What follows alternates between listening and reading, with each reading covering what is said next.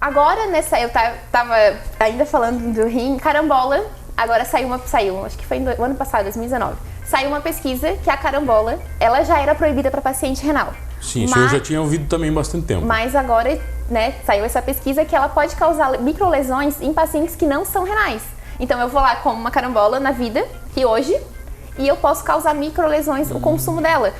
A neurotoxina que ela tem, que a princípio ela era só prejudicial para um paciente renal, ela pode ser para qualquer pessoa. Até porque assim, eu tenho problema renal, eu faço exames, eu não tenho, mas a maioria da população não sabe se tem ou não.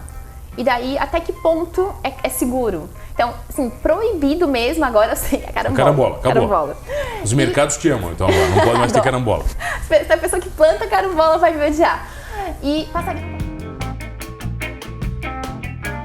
Oferecimento: Giasse Supermercados.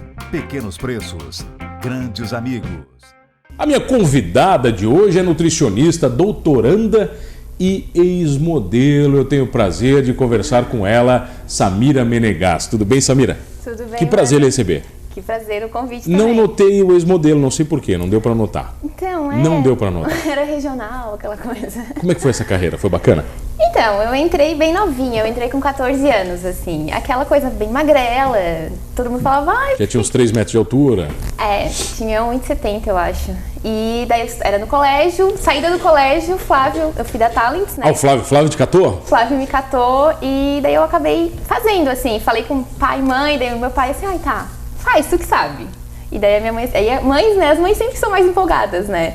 E daí eu acabei fazendo, eu entrei com 14, comecei a trabalhar mesmo com 15, porque daí eu era o limbo. Eu não era criança e não era uma mulher, eu tava ali muito magra demais. Ainda, tá. Magra demais. Teve que dar uma engordadinha? Tive que dar uma engordadinha, olha só, que bom, naquela época, né? Mas porque aqui na nossa região, o público da região, pra agência, pra modelo na época, era de um pouco mais do que São Paulo. Se eu fosse pra São Paulo ou pra fora, eu teria que ter emagrecido. Teria que ser mais magra. Do que você já era? Do que eu já era. E daí pra cá eu tinha que aumentar um pouquinho. Porque aqui, né, eu trabalhei muito com jeans, principalmente. Daí tu tem que encher o jeans, né? É verdade. E daí por isso que era mais... eu consegui trabalhar mais aqui em função disso. Durou muito essa carreira ou não? 12 anos. 12 anos? 12 anos. Rendeu bons frutos? Grana? Como é que foi? Tu não vai falar mal do Flávio, né? O Flávio é gente boa ali. Como é que foi? Vai dizer que rendeu, né? Vou dizer que rendeu. Não, mas assim, ó, o meu objetivo de vida, eu trabalhava como modelo porque era legal, assim, eu gostava disso, pelo dinheiro. Mas assim, como meu objetivo de vida era estudar. Então eu fazia no meu tempo extra. Eu estudava à tarde, né, porque eu fiz nutrição, então na minha época era vespertino, e à noite tinha os eventos, eu fazia os eventos como Mas por que eles hobby. botam a faculdade de nutrição à tarde? Eles não têm nada pra fazer?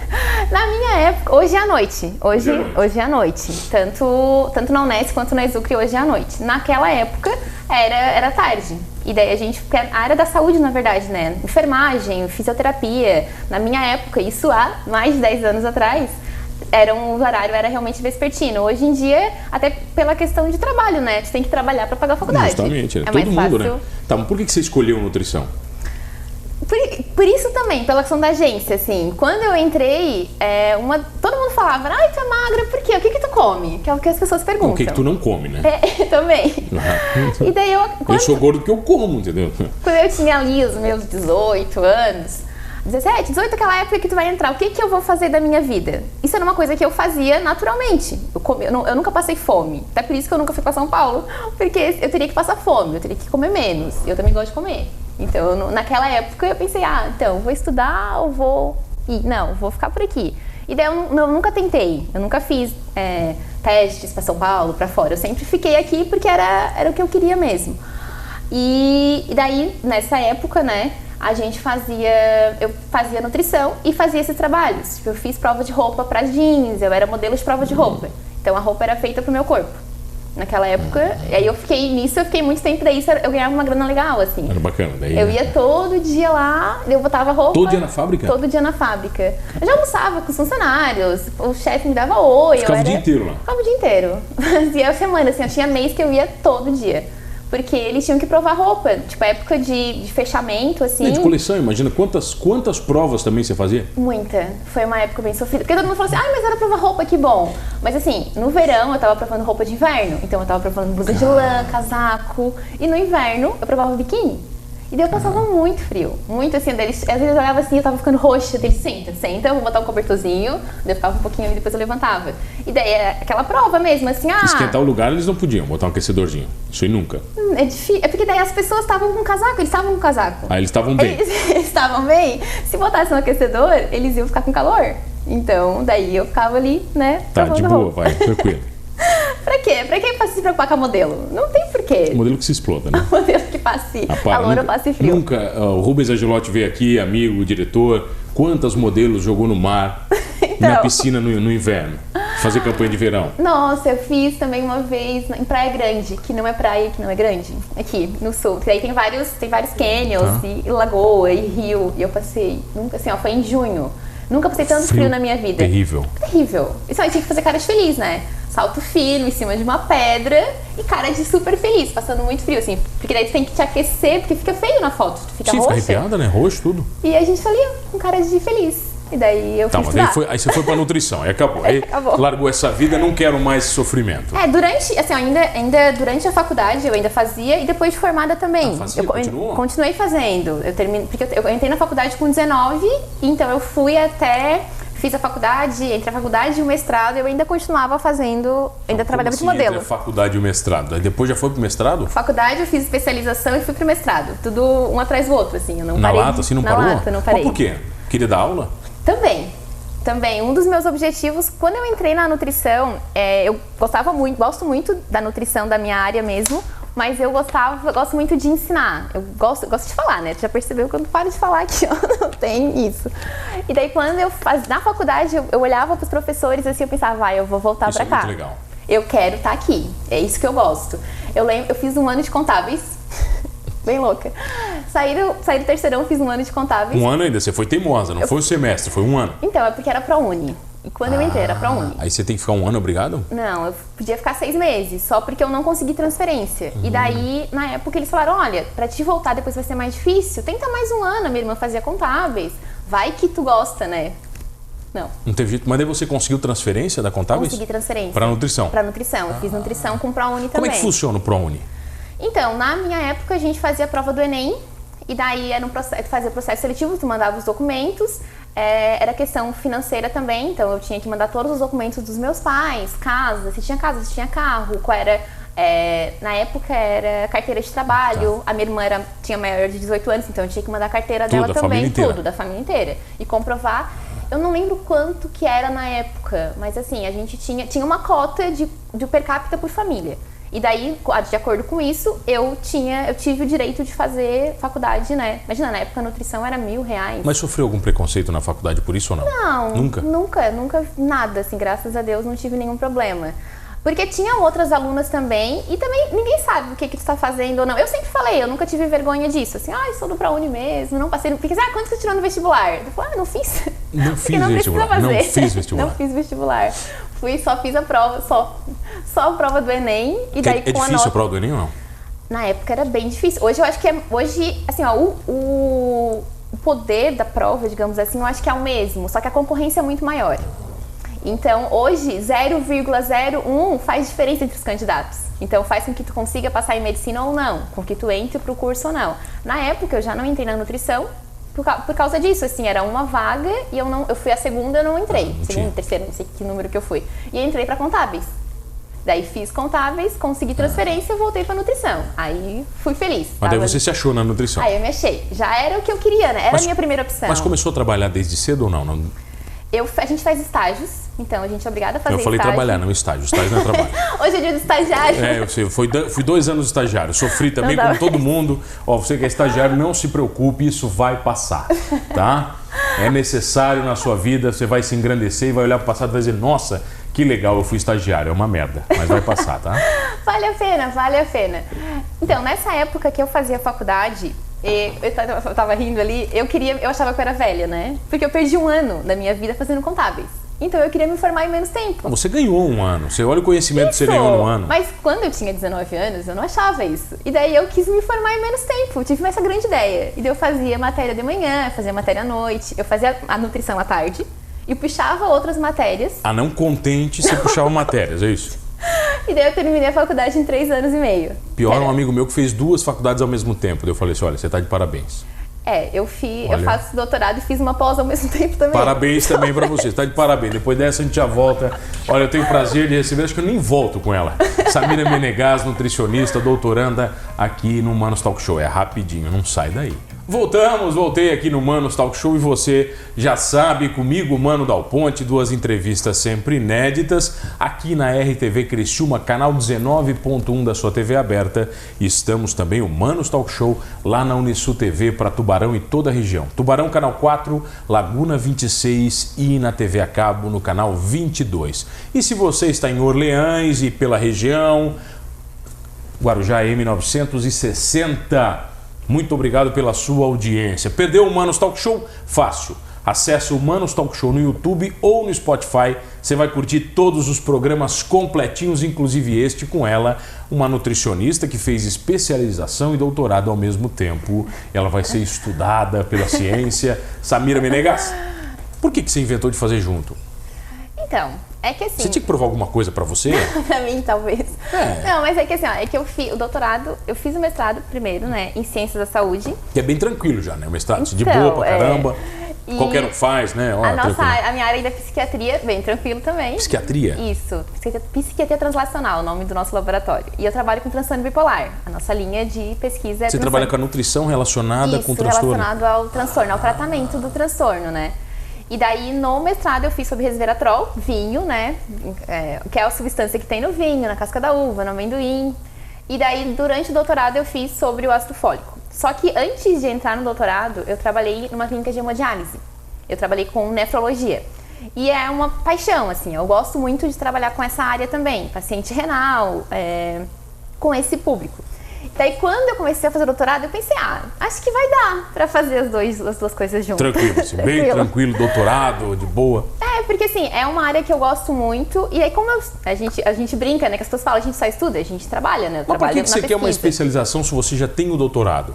Doutorado não é maior, não vale mais? Então, titulação sim, né? Titulação de doutor, né? Maior. Você doutor em Ciência da Saúde. Mas pra especialização era mesmo pelo conteúdo. Porque na nefrologia, no caso, que foi o que eu fiz, a gente tem na faculdade, mas tem muito pouco. O que eu aprendi foi da minha experiência, de trabalhar com o paciente, de ter que pesquisar, de ter que ir à luta atrás de conteúdo para poder saber tratar o paciente, saber como que eu vou tratar ele. E daí eu pensei, eu vou fazer a especialização, no meu objetivo era mesmo questão de conteúdo, assim, de conhecer mais, ter mais conhecimento. Mas a especialização você já terminou? Já terminei. Essa já foi? Essa já foi. E o doutorado está em andamento? O doutorado está em andamento. Quanto tempo ainda falta? Então, a gente tem de 2 a 4 anos, né? Daí quando a gente faz 2 anos, a gente faz a qualificação, que é uma comprovação de que tá tudo certo no doutorado. Tá indo, que o teu projeto está sendo feito, ou que pelo menos o andamento está de acordo. Eu fiz a qualificação ano passado, terminei um pouco antes também, eu tinha que qualificar agora em março de 2020, eu fiz em novembro. Porque já tava tudo certo. Tá tudo de boa, vai. Daí a professora, vamos fazer, vamos. Eu falei, então tá, vamos. Você é CDF? Não. Não. Não acho. Especialização em doutorado junto é tranquilo. Eu tô lendo aqui, olha aqui, é bolsista no doutorado da FAPESC, é isso? Isso, governo e do trabalha estado. no laboratório de psiquiatria, olha só. Translacional com pesquisa clínica em humanos e pré-clínica em roedores com transtorno bipolar. Isso. Você não vai dizer que rato tem transtorno bipolar.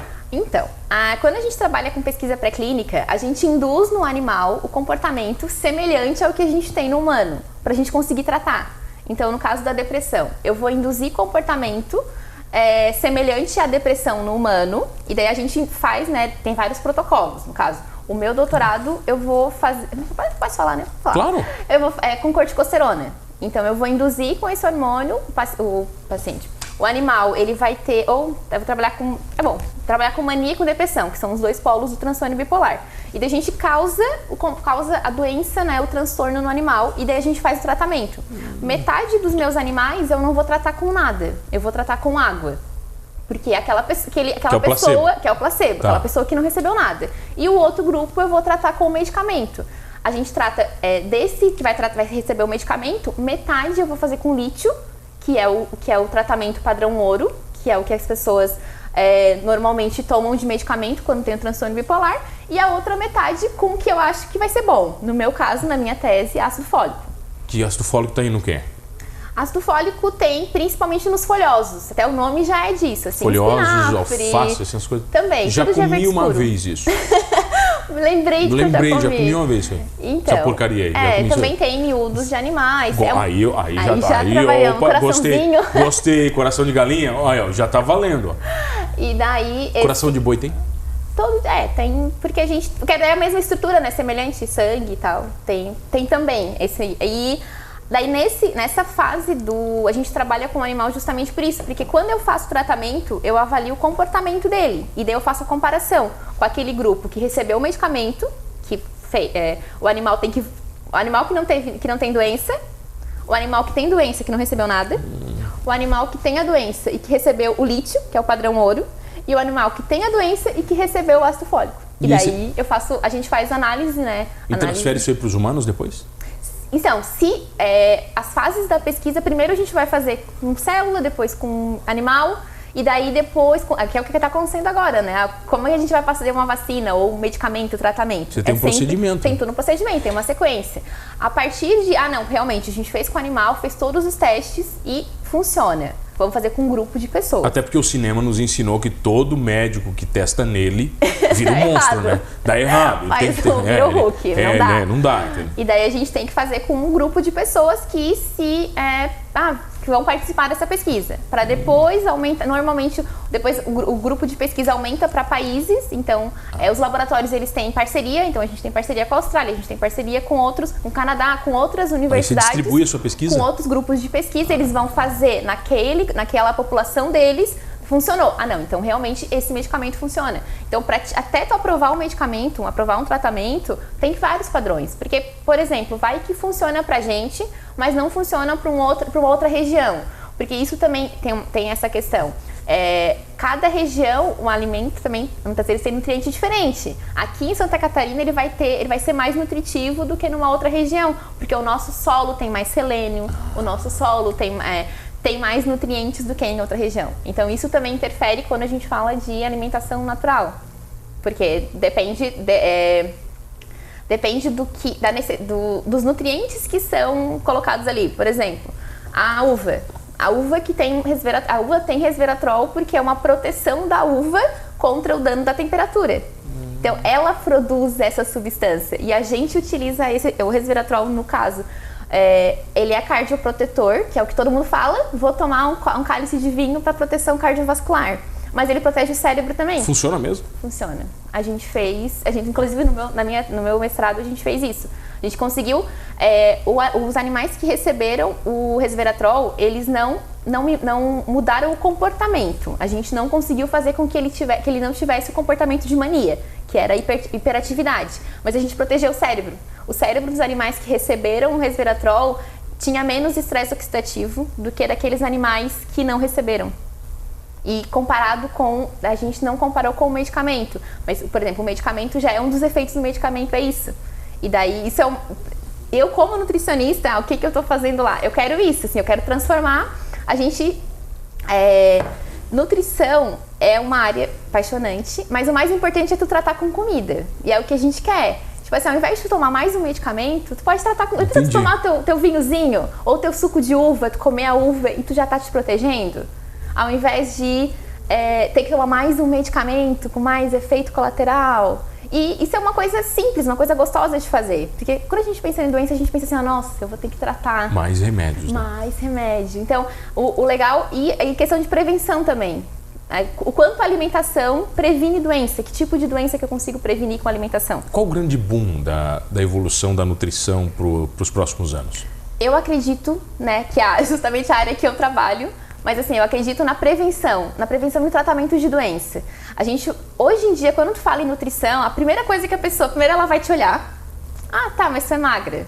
Não, justamente, se falando nutricionista gorda, não dá, né? As pessoas pensam que já tem as pessoas já têm essa visão. De preconceito já na hora, esse preconceito, e também a questão é só de estética mesmo. Ah, tu é nutricionista? Ah, não, mas eu tô magro, eu não quero. Na verdade, sim, nutrição é saúde.